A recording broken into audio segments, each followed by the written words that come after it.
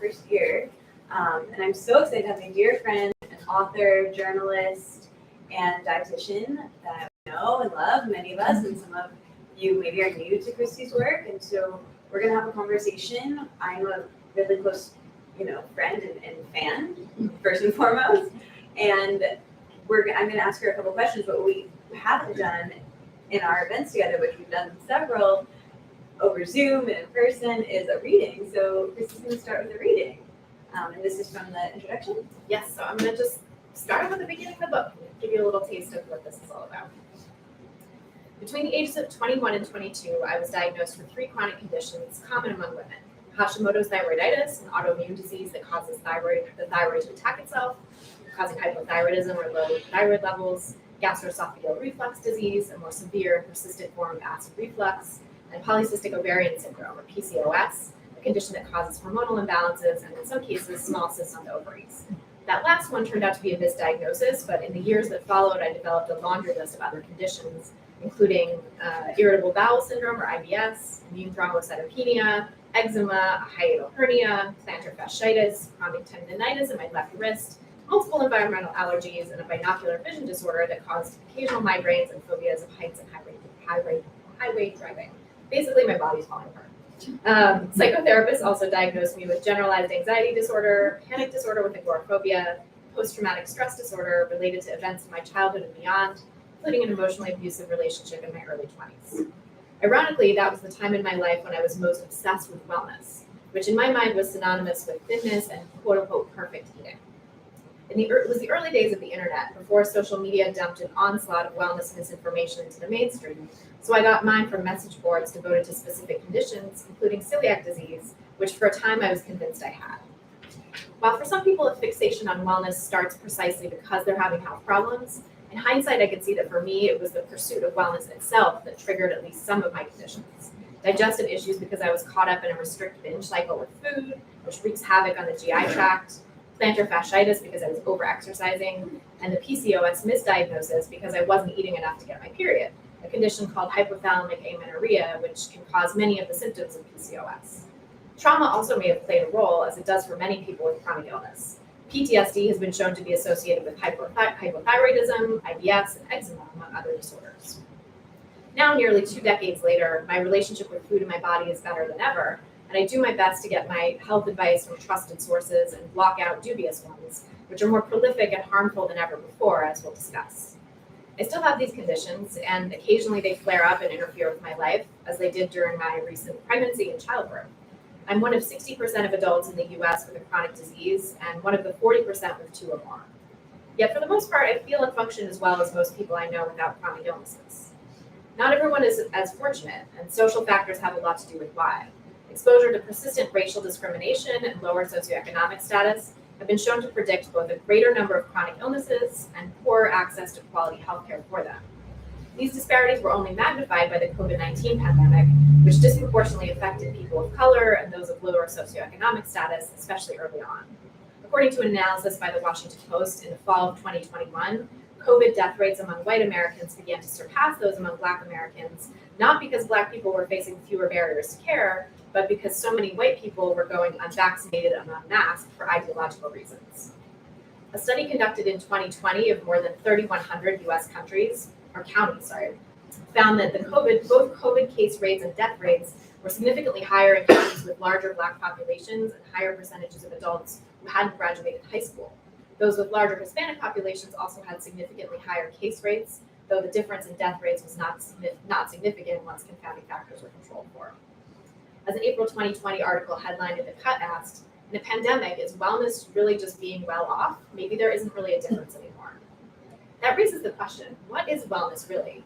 It's typically defined as a practice of seeking to prevent illness and prolong life, as opposed to simply treating diseases, although people with diseases make up a significant portion of the wellness market as well.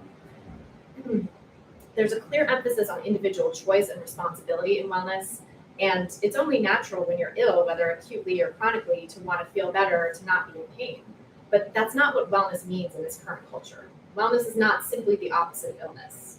The Global Wellness Institute, or GWI, a nonprofit research and advocacy group whose mission is, quote, to empower wellness worldwide, says that, quote, wellness is not a passive or static state, but rather an active pursuit that is associated with intentions, choices, and actions while we work toward an optimal state of health and well-being. While the GWI nods to the role of the physical, social, and cultural environments in which we live, ultimately they paint the path to wellness as an active process of being aware and making choices that lead toward an outcome of optimal holistic health and well-being. In other words, wellness is defined by the things you do. And doing those things typically requires a fair amount of economic privilege.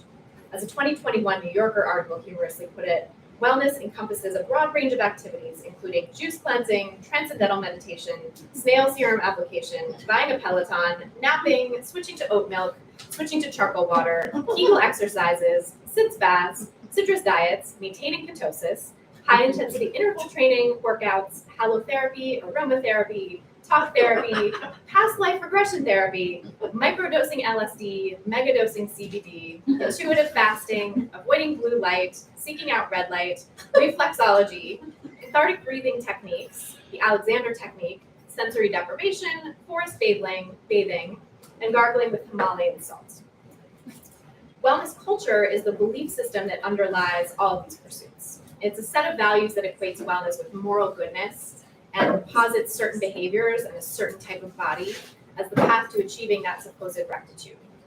Wellness culture overlaps with diet culture, which I described in my first book, Anti-Diet, as a system of beliefs that equates thinness, muscularity, and particular body shapes with health and moral virtue, promotes weight loss and body reshaping as a means of attaining higher status, demonizes certain foods and food groups while elevating others, and oppresses people who don't match its supposed picture of health. Wellness culture more or less incorporates these values wholesale from diet culture, but it also adds several other major tenets of its own. Denigrating conventional medicine and idolizing integrative, holistic, alternative, natural approaches to healing, with a particular reverence for methods perceived as quote-unquote ancient and non-Western, even if those characterizations aren't always accurate. Stressing the importance of the individual's ability to pick and choose which wellness practices to adopt in a way that often results in taking healing modalities out of context and creating cultural appropriation and fetishization.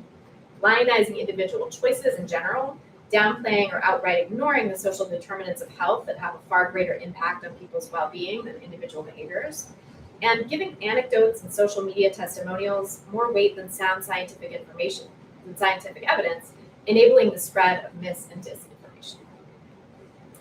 So that's a little intro to. I'm so glad we set it up that way. So what's interesting is that part that we all sort of laughed about, like, oh, that's a lot of things in wellness. I am here because I've done it all. And I think so many of us have dabbled and tried so many things and then been, disillusioned or wanted to know more. And later in the first chapter, you go into the history of wellness, and you quote Dan Rather, who on a 60-minute special in the 70s, It was like 1979, I want to say. Yeah, he starts off by saying, many of you have maybe heard this, you listen to the podcast or know about this, but he says, wellness. Now that's not a word you hear every day. Cut to where we are today. Cut to, when I was in college, I started a blog, I was listening, it's embarrassing now, the Wellness Wonderland, and I misspoke earlier today. I was like, I started a blog called The Wellness Trap, and I was like, oh no, that was so a lot of us have tried all these things and found use in them, and this book really unpacks perhaps why in a way that was so impactful to me. So thank you for writing it and reading that passage really sets this up. But this topic of wellness was a departure from your original work. You started out in food journalism. Started out in journalism and working in food journalism, working for Gourmet Magazine and writing. And then you became a dietitian because of your own trajectory, and went back to school for that. And then you're working in public health. And then your Project Food Psych, which you started at the time, your incredible podcast, and then was your creative project while you were in school. And then that led to your first book, Anti-Diet. And then why did you want to write about wellness going off of that? Yeah, so the Wellness Trap kind of came out of the second chapter of Anti-Diet, which is about wellness as the new guise of diet culture, and how diets don't want to say their diets anymore. They all want to say their wellness, and diet culture is really shapeshifted and morphed into pretending to be all about health and wellness and not being about vanity anymore. And so that was kind of the initial idea for, I wanted to explore this more in a second book, and knew that was sort of the germ of a place I wanted to go, and had a lot of interesting conversations with people about that chapter in promoting anti-diet. And then the pandemic happened, and I started to see all of the misinformation and disinformation coming out, and scams, and the supplements being sold as immune boosting or COVID preventing, or things being promoted as cures for COVID that were not at all evidence-based, and just getting more and more incensed about all of this misinformation that was coming out. And I was also starting to see information coming out about the harms of social media, and how social media amplifies misinformation and disinformation, and drives things like political polarization and stuff that has nothing to do with food and wellness, but also how it specifically within the realm of wellness leads people from sort of benign interests in quote unquote healthy eating or workouts or things like that to these really extreme places, like conspiracy theories and anti-vax territory, and also like eating disorders. Like these algorithms can drive people from these sort of benign searches to pro-eating disorder content really quickly. And so I was starting to, hear about that discussed and see that reported, and just personally was really interested in it, because in my own journey as, something of a influencer in the like anti-diet space, I've had a lot of harassment and trolling and negative experiences, and was starting to realize that I wasn't alone with that a lot of people who are sort of public in any sort of form on the internet experience that. And that has a lot to do with cultural issues, but not just that the structure of social media itself amplifies that outrage and that sort of, getting people at each other's throats and making people fight, and, that actually drives engagement. So those were some ideas that I was really curious about and interested in unpacking more in this book. And then, one of the final things that I think really went into this is my own journey with all those chronic illnesses that I talked about. How, over the years, I've found my way to a measure of healing and sort of relief from all those things, and I'm able to like care for myself in ways that most of the time I'm okay. But thinking about what I went through and sort of the ways that I was turning to all these unproven approaches and alternative treatments and cutting out foods and this and that, and just seeing more and more people going through that these days, like seeing more and more people eschewing conventional healthcare and being really turned away by conventional healthcare in ways that I experienced myself too, where like I felt dismissed by doctors, I felt unheard and unserved by the conventional healthcare system in a lot of ways, and was drawn to taking matters into my own hands and doing things in a wellnessy way. And I just see more and more people getting exposed to that now, to where I've talked to people who like went to their local low-income health clinic and just were expected to see a regular medical doctor, and instead happened to get like a functional medicine doctor who put them on all kinds of diets and started telling them to cut out foods and stuff like that. So just sort of the spread of those kinds of ideas into more mainstream healthcare spaces, I think is really something that's concerning to me as someone who is science-minded and knows that there are some pitfalls to science and scientific information, that like there's some pharmaceutical industry influence and diet industry influence in the scientific field, and yet I think science is still the best tool we have for understanding, whether a particular treatment works or whether it's more functioning based on a placebo effect.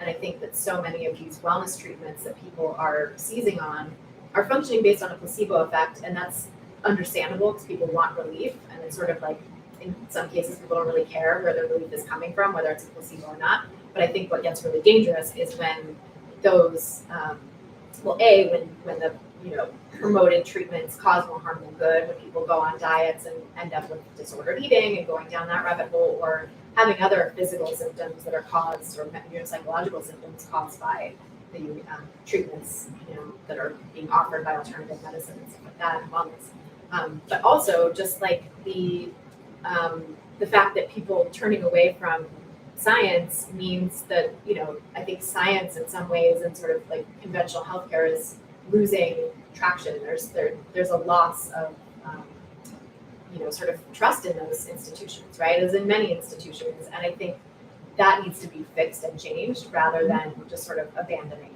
it wholesale. So, Yeah, for putting it all out. I think one thing that I know there's a lot of several dietitians in the audience, and one thing that stuck out to me, I think it's in the book and it came up in one of your conversations, that was even when patients in either whether conventional medicine or integrative medicine say and advocate for themselves of like, hey, just heads up, I have a history of disordered eating, which as someone who does, like saying that can be challenging, even if they are like, cool, got it, that can be forgotten, or they just don't have the same training in or specialized in disordered eating. And so I think with that, one of the things that you were sort of alluding to was some of the pitfalls of integrated medicine, and I know that's a really important part of the book. Could you go into that and the care effect a little? Yeah, totally. So the care effect is something that it's part of a family of placebo effects. That's like when you find a care provider who really gets you and is giving you time and empathy and support and is like taking your condition seriously and promises to get to the bottom of things and makes you feel heard and understood, that in and of itself can have positive impacts on people's symptoms, on their outcomes, and regardless of what the treatment that is given. And so that's something that I think we really see in the like alternative and integrative and functional medicine spaces, is that providers have so much more time for patients. They have so much more capacity for empathy, whether that's, I think largely because the conventional healthcare system it's so regimented. You have to spend like 10 minutes with each patient because of insurance, and you have to churn through and see so many patients in a day, but providers just don't have the time.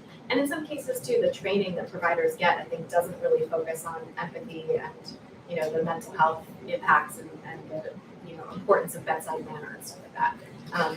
But yeah, so people will experience this care effect with like a lot of people in alternative, providers in this alternative space, and see benefits, even though the treatments they're providing or prescribing aren't actually effective in and of themselves. What was your other question? There was something else that I wanted to say. Oh, the pitfalls. Yeah, so I think one of the pitfalls, the main pitfalls that I was seeing, and another reason actually I wanted to write this book and wrote a chapter on dubious diagnoses, was that I was seeing clients in my practice who were coming in and saying, my functional medicine provider told me I have adrenal fatigue and told me to cut out all these foods for that, right? Or I took this questionnaire online and it told me I have chronic candida and I need to like avoid sugar and cut out mushrooms and all forms of fungus or whatever. Or I have a leaky gut syndrome. Yeah, that's a huge one, right? That my gut is leaky, and so I need to cut out all these foods and take all these supplements. And how do I maintain a positive relationship with food, or keep from spiraling back into my eating disorder, or like heal my relationship with food while doing this thing that is medically necessary?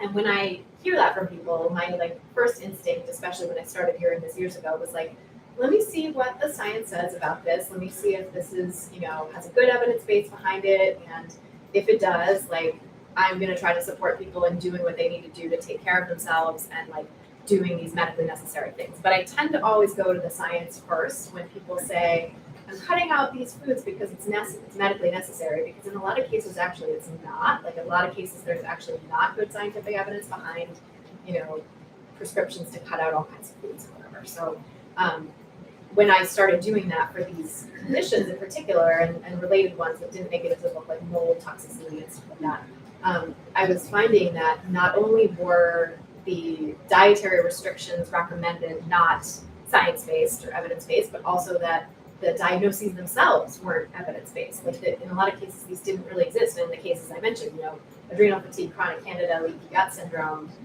those conditions don't actually exist in the way that they're purported to. There's a grain of truth in all of them. There's in certain cases, for some people, candida, which is a fungus that lives in our microbiome, naturally can overgrow, and vaginal yeast infection is the most common manifestation of that. But there's other ways that can happen too. There is a life-threatening condition that's systemic candidiasis, that people can have a bloodstream infection with this fungus, but it's extremely rare. It's life-threatening. It's acute. It's requires hospitalization. It's like an emergency. It's not, oh yeah, I'm kind of bloated and I have brain fog and I have acne and I have fatigue. It's not this sort of like chronic low-level thing that it's made out to be in wellness culture.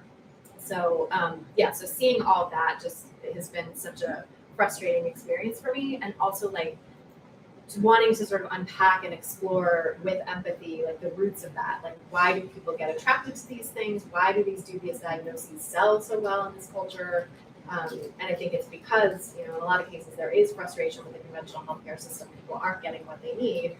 And, there are real issues at play. There are real symptoms that people have that they're not getting help for. So, yeah, I think these integrative and functional providers, in many cases are well-meaning. If there's anyone here, like if you're here tonight listening to this talk, you're definitely one of the good ones, But I think they want to do well. They're oftentimes trying to help people and maybe actually helping people through this care effect, and perhaps occasionally through some evidence-based treatments as well.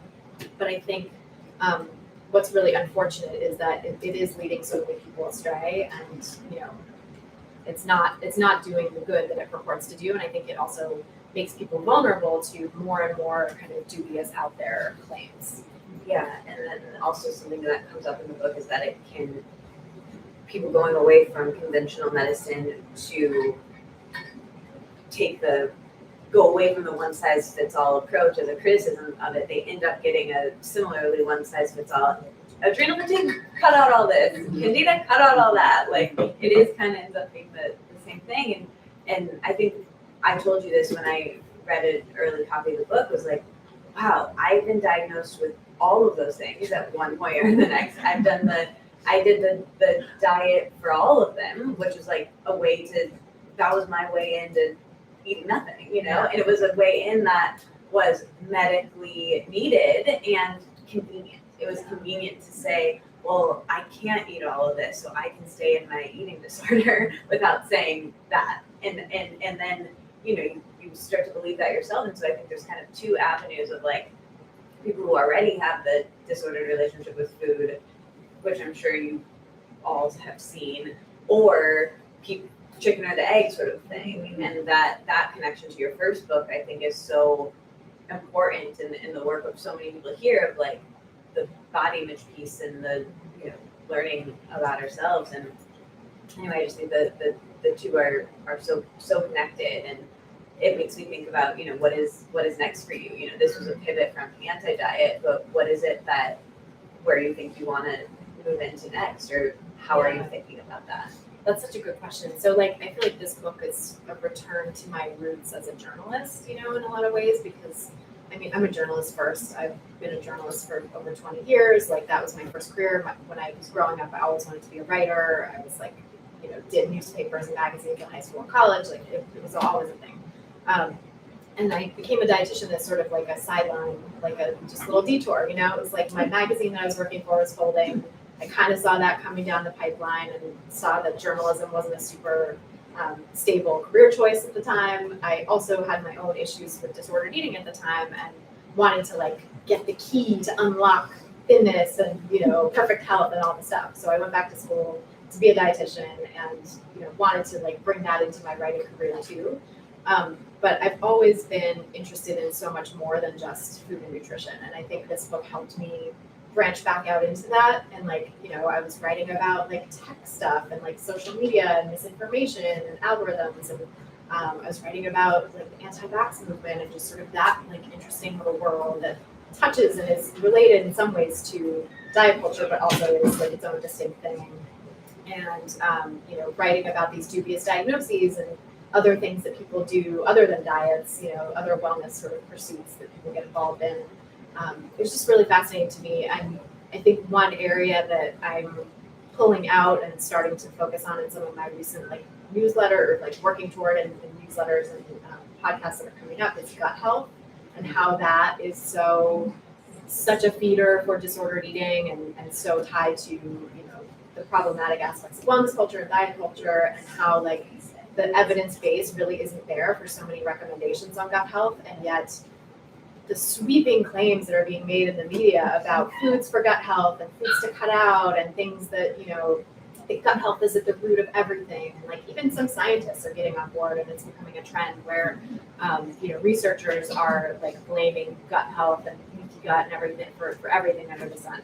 So like that's really fascinating to me. I haven't found a way into that as a book as of yet that is like as positive or has sort of like a take-home message of like help and support and like healing as the first two books have. And I've heard from my agent that like that's what it needs, and I need to not just bum people out and say your gut health thing is stupid, like get a life, stop taking probiotics. Like I need to have some positive message to offer. So that's what I'm currently wrestling with is like, can I figure out a way to not just have this be a total criticism, or is this maybe just a series of articles or an article or two that I explore and get that out of my system.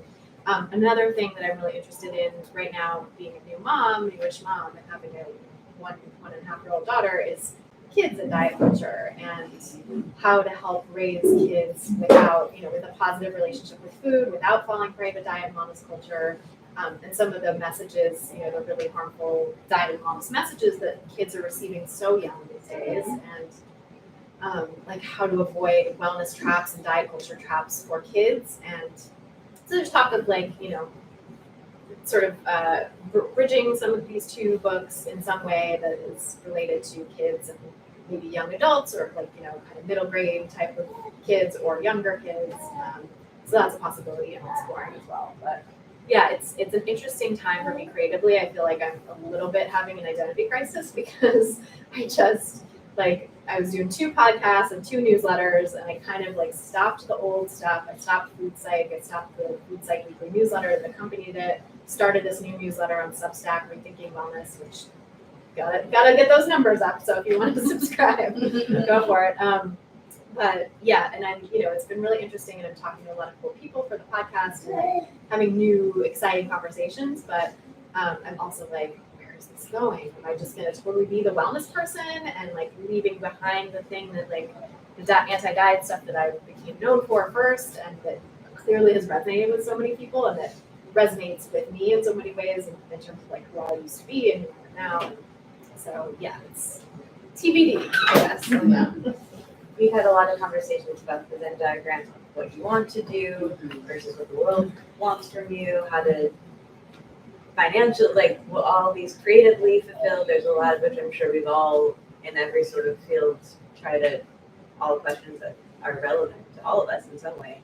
But like you were saying, I think these 2 books really connect so well together. And I want to open it up to questions, but I just want to highlight like this book goes into so much detail and is so well recorded. And so thank you so much for writing it, because I know it was not easy. And when I read it, one of the things that you were alluding to about, it was so comforting to me, where I was like, oh, maybe you don't have that. Because I think it was just sort of in the back of my mind that like, maybe that like how a religion kind of lingers if you maybe let it go of like, well, maybe I am, maybe my gut is leaking, or like maybe it's shoot, like you have no idea. So I think it, and then you also are seeing more and more people get on board with that, and then you go on your phone and which you go into in a chapter here, and you also made it so interesting,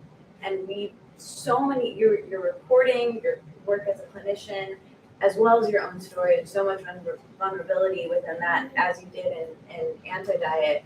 And one thing, in anti-diet, you go into how dieting steals your time and your money and your well-being. All of it takes everything. And these, similarly, as someone who's been caught in the diet trap and the wellness trap and merging them right on together, took my money, took it all. And I think increasingly so, wellness is becoming it's merging with dieting. And, my cameo in anti-diet was for the money part. And it could have been, as you're reading that, could have been any of this. And there's so many nods to, if it's not us, it's people we know. And I think it's just so good to have this education, and they play so well together. So thank you again for writing it and doing it in such a detailed manner.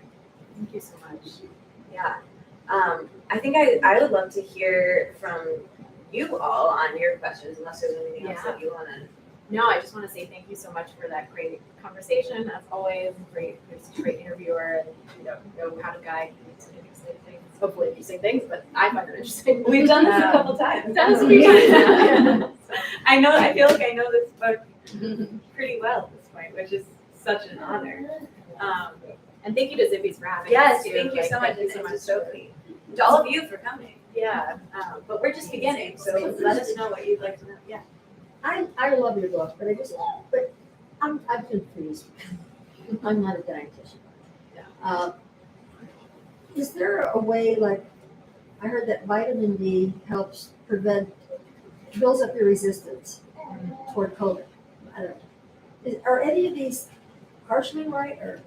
I mean, they all have a little grain of truth. With the vitamin D thing, it was like a few early studies did show that it seemed to be promising. Right. But then a meta-analysis came out of some of those early studies being like, yep, it seems really promising.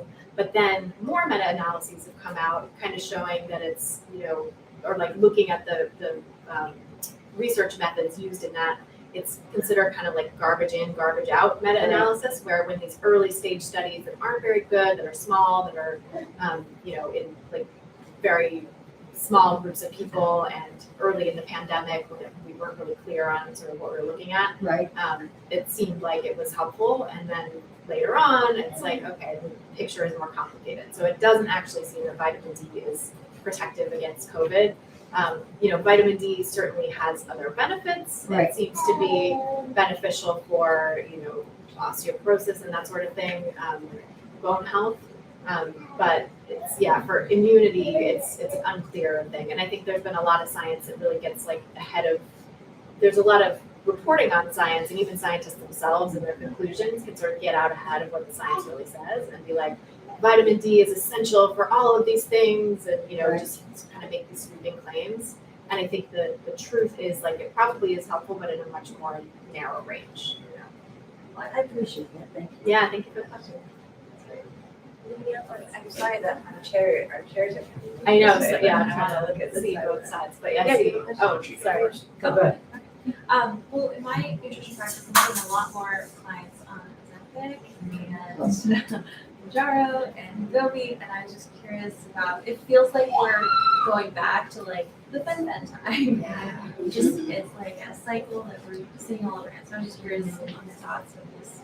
Yeah, it just really does feel like a return to the fen time. But even if you look at some of the reporting, a friend of mine's a journalist who's like writing a piece about this, was comparing the reporting on fen and some of the quotes that people had at the time to like the quotes now, and some of the same people are saying some of the same things about these new drugs as they were about fen. And so it's like, it really just feels like this cyclical thing. There's so much pharmaceutical industry influence there.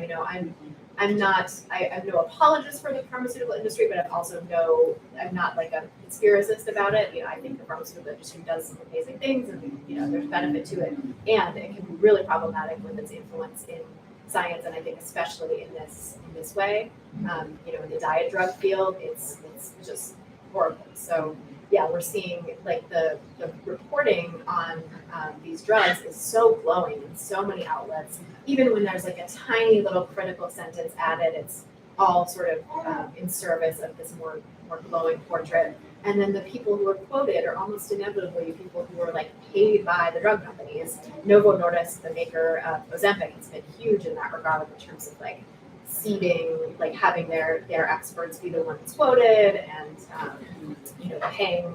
Like I've heard reports, and I haven't confirmed this, but that there's some like efforts at like influencing social media, influencing things on social media, and I definitely have seen some things that seem very PR sort of related, like supposedly organic influencers posting about their journeys and their positive experiences on these drugs, but actually, it seems pretty, pretty PR driven. So I think it's incredibly problematic. And like fen, which, I mean, for anyone who doesn't know, fen was a blockbuster diet drug in the 1990s that was hailed as this miracle breakthrough for curing high body weight and all this stuff. And within a couple of years, it was pulled from the market because it was found to cause heart valve defects. But it none of that, even though some of the early research was showing that it might have some of these problems, there was like a little bit of a signal that, like a safety signal kind of in some of the early research. None of the reporting on it and the, public like praise around it, none of that included the warnings, and so then suddenly it was pulled from the market and a lot of people were having problems. And that's the kind of thing that in small early stage research, you might see like, 2 people out of 100 or out of like 1,000 or whatever, small number of people might have like pancreatic issues or gallbladder issues or kidney problems or thyroid problems or something. So it's considered like a rare but serious side effect. But then when you start to have thousands, millions of people taking these drugs, then you start to see these rare side effects becoming more and more common in the population, and the safety issues become more extreme, and the FDA starts to really take note and pull these things from the market. And I think we're going to see the same thing with Ozempic et al. That we did with Fen-Phen, that the safety issues, because there's a black box warning label too. Like, so the FDA has these warning labels that it puts on drugs that have serious enough potential side effects to warrant like a kind of an extreme call out warning, like don't take this drug. It's been found to, in this case, it's been found to cause thyroid tumors in rats. So we don't know, it's rats versus humans. Like you can't always translate animal research to human research. And the fact that the FDA found it significant enough of a risk to put that black box warning label on the drugs. The pharmaceutical industry hates black box warning labels because it obviously reduces the sales of the drugs. So for that to happen, against, I'm sure, a lot of outcry, is significant. And yet a lot of the reporting on it never talks about that. But I think we are likely to see in the next 2 years, 5 years, whatever, that it's going to be just as much of a bust and pulled from the market and have as many safety issues as Fen-Phen, in different ways.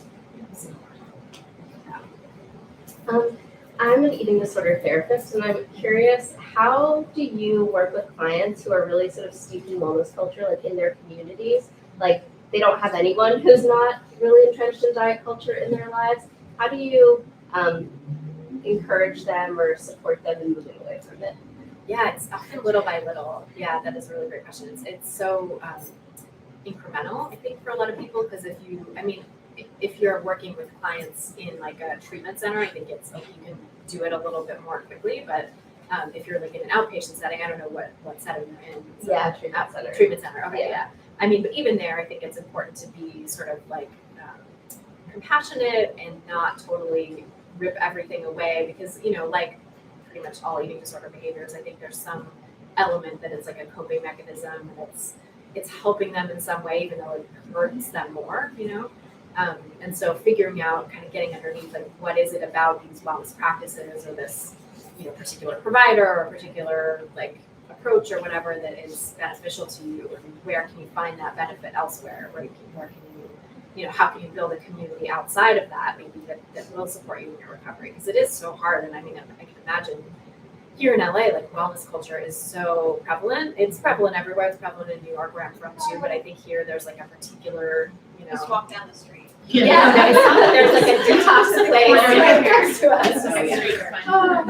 So it really, it's a good illustration of like how pervasive this stuff is. And I think helping people just build community outside of that, or find and start to question things incrementally too. Like, well, not cheaply as this, but like, how's that working out for you, right? Like, how has it worked for you to try these things? What have been the pluses and the minuses? I just wanted to I was one of those people, and I don't even know if you know this, but more in the context of wellness and just eating disorder as a whole, my whole life was that, right? And so I know this is part of so many people's work, is like you have to kind of rebuild your life beyond that and find, to crowd out what that once was. But you were like, maybe try improv, or like maybe get into a podcast that isn't about wellness, or like start to listen to comedy, or like, so filling that, taking in new things, and then some of the old will fall away. And now, none of my friends, not very many of my friends are those wellness people, but it took a long time, and now I do have a life, but it just, I don't know if that's good all these. No, that's helpful, like new interests. Yeah. So that you find new communities. Because my whole life was making my body really small. I didn't have any space for anything else. Yeah. Christy, you mentioned eczema on that long list of conditions, which I'm sorry that you had to go through all that. I've had lifelong eczema. When I go to a dermatologist and I talk to them about food, they say that the science shows that food has no impact on eczema whatsoever.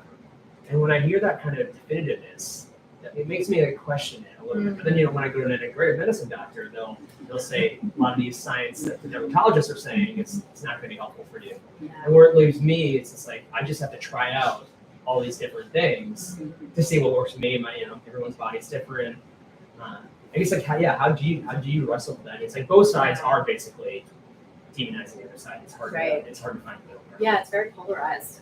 So that's a great question. I think one of the things about eczema that's so interesting to me is this chicken and egg situation where the integrative side will say that food has a lot to do with it and that you can sort of see food sensitivities developing into eczema in kids.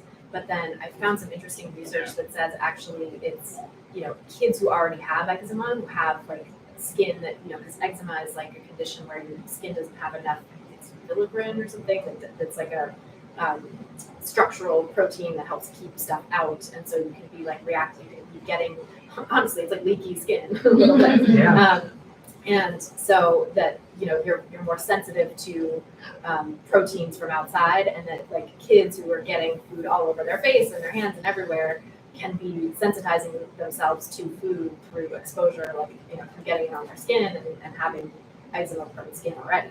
Which to me, that's a really interesting bridge between the two, because it's okay, you can see why people would think, oh, they ate this and then they had eczema, and that's the issue, and they have an issue with food or whatever, but it's actually the eczema was pre-existing, or the structural defect in the skin was pre-existing, and the food got in there and sort of exacerbated it. So for me personally, I've had sort of a journey on topical stuff. I've found a lot of relief from the National Eczema Association's list of eczema-friendly products, and stopped using fragrances and started using all kinds of eczema-friendly things, from detergent to lotions to shampoo and whatever. And that for me has solved 99% of it. And I think the rest personally for me has been stress, and just starting to recognize how stress shows up and sort of the mind-body connection with there, and just building in some compassion and sort of acceptance for it. Okay, when I'm in a situation where I'm really stressed out, I'm probably going to I get eczema on my hands most significantly, and I'm probably going to have some kind of flare up on a trip like this, where I'm doing lots of talks and around people and away from my typical products and washing my hands with random soaps and stuff like that. And that's okay. It doesn't mean anything about my food, or that I have to live some sort of pristine life. It's just I might need to have my self-care routines be a little bit more around not doing all kinds of travel and being in random, high stress environments or whatever all the time. Not that this is super high stress, but I'm an introvert, so any gathering of large gathering of people, even though I love being around you all, is also, I'm an extroverted introvert, so I can kind of, And she did this talk not this talk, she did a very different version of this talk with a PowerPoint to a slew of fitness professionals who were all personal trainers. Wow. That's what And brought me she to had LA. It actually went surprisingly well, but I was so stressed out about it. That's what the high stress of this, it felt very high stakes, and I was not sure what to expect, and they were lovely, and the ones who were there were people who registered for my event specifically, so there were people who were curious about, they were not there to heckle. But it definitely wasn't preaching to the choir. No, it was no. definitely Yeah. people skeptical, and she had I said to you in the elevator on the way down, I was like, you were a lawyer. You went in there was no way that anyone could have. You had all of it right there. It was so wonderful to be in my seat. Well, thanks for disseminating that information in our neighborhood, because Yeah. we have enough of the opposite of that. Exactly. Thank The you. I people know who I- need it most. That's Exactly. So I have a question similar to your question and similar to what you are talking about now. I feel like there are so many people, corporations, stakeholders that are putting so many resources into creating the most convincing and infiltrative information, disinformation about wellness and food and diet and whatnot. And then like living in LA and the community here, it's hard to find anyone who isn't at least somewhere somehow bought into it.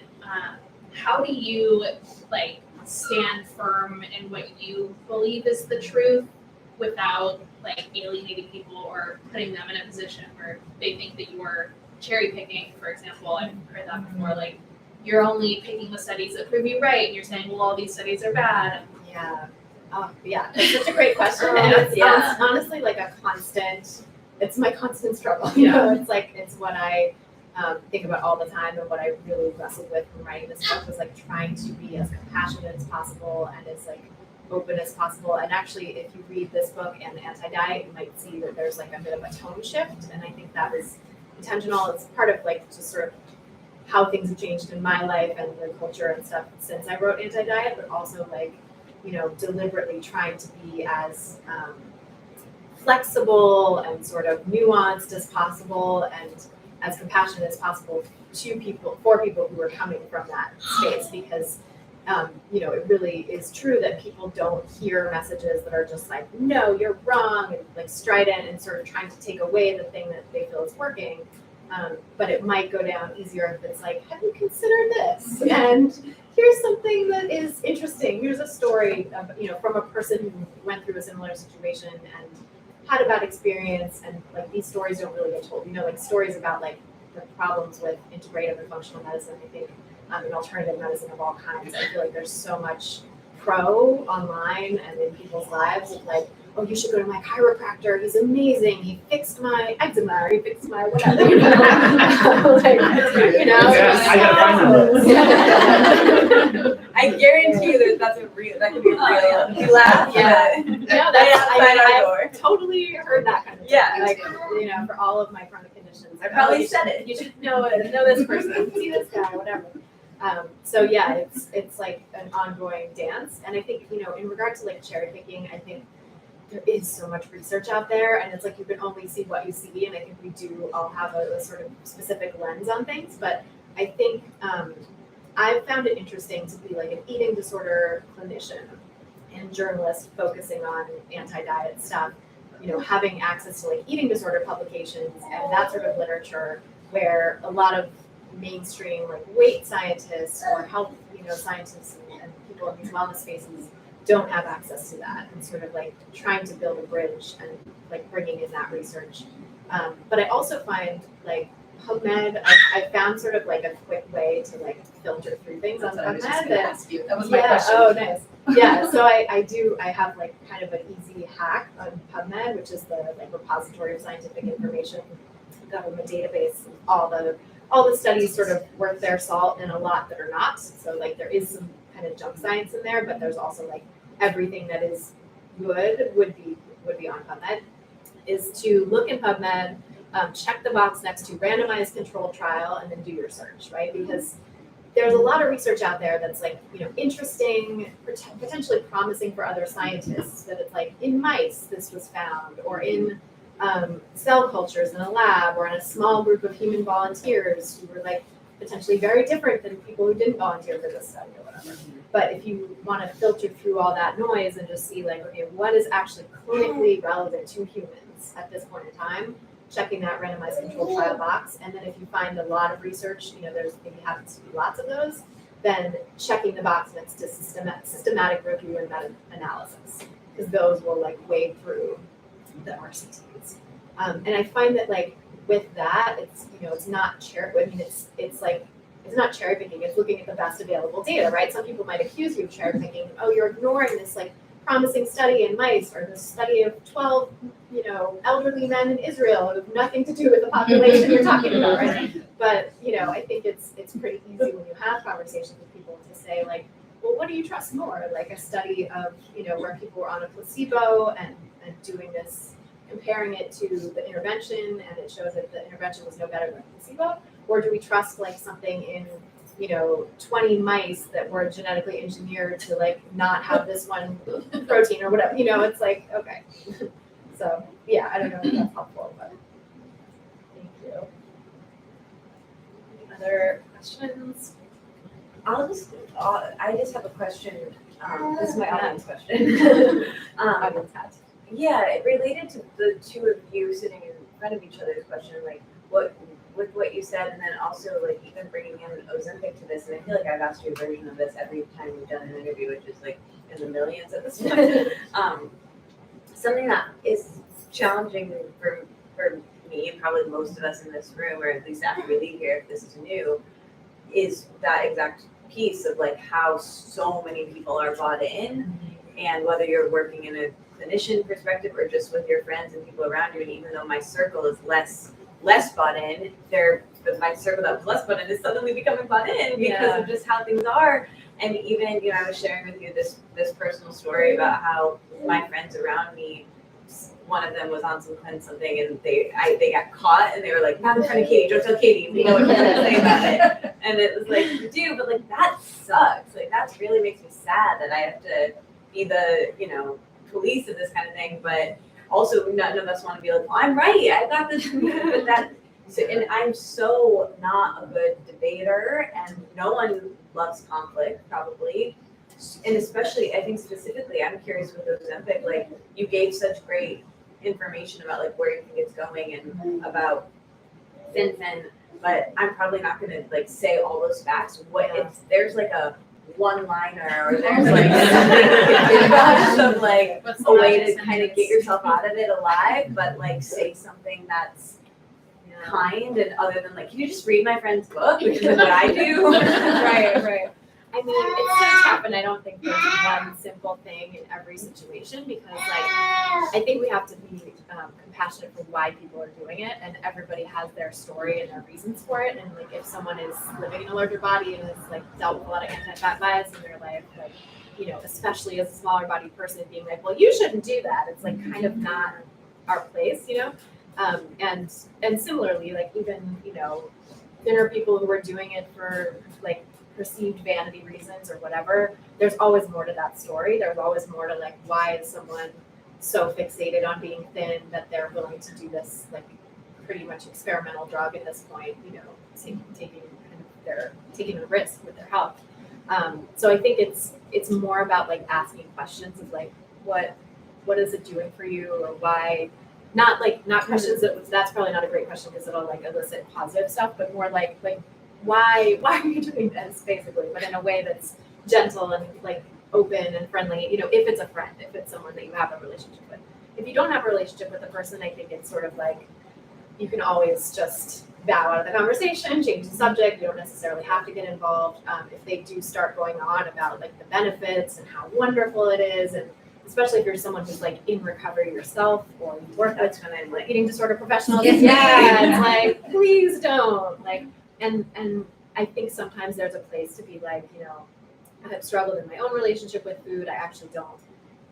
It's sort of like problematic for me to hear about this kind of thing, or can challenge my recovery. So maybe let's talk about something else, just to kind of plant the seed for the person. Again, you have to like know and have a little bit of a relationship with the person probably for that to go over well. But I think like that can also, I've heard from people who've been on the receiving end of that kind of boundary who said, oh, it really made me stop and think, because especially if it's like a person that they love is saying that to them, they're like, well, I don't want to hurt this person that I love. And if they're struggling with this thing, like maybe let me look at how my diet or this behavior or whatever is affecting me, because if it's hurting them, maybe it's hurting me, and people can sort of get to that over time, but I think of like planting seeds. I can't always like make them grow immediately and like, wave a wand and cultivate the garden that I want. So like really torture this metaphor.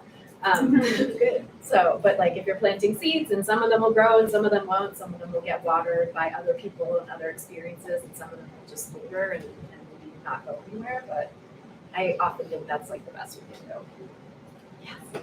One of my one-liners for many of the fringe things is, tell me, how sustainable do you think this is? Sure, this is working for you, that's great. I stopped fighting with people. Yeah. It's like, it's working for you. Let's think about sustainability. Think you're going to be able to do this? I love that. Yeah, that's my one-liner. Thank you. Elise, for anyone who doesn't know, is the co-author of Intuitive Eating So we have like royalty in the house Yeah, today. really. Thank you for that. Thank you. That's really helpful. One thing I say is, and I think this is a lovely way to end, but one thing that I've been saying is, it's related specifically to Ozempic, is I've just been saying, it just makes me really sad, especially the celebrities and the people who have been known to be in larger bodies who are suddenly not, and people who grow up looking to them. So many are coming to mind for me that I won't name, but to then be like, oh, suddenly they don't look like that, and then that it makes me really sad and emotional. But yeah, I think that I never thought of the question part, and I'm gonna take that in for sure, take that away, and then also I need to be better about speaking up for myself and saying like that line that you gave about how it could potentially, I didn't think that could also help the other person by protecting myself. It also protects them, which, like the doctor's office thing is a confidence thing to kind of say. But anyway, that's very helpful, and everything else has been so helpful. And you guys have been great. Thank you so much for coming out. Thank you all.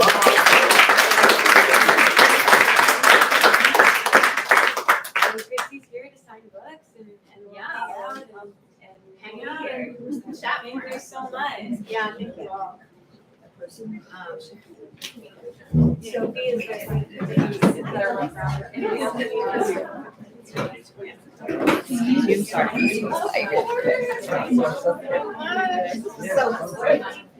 So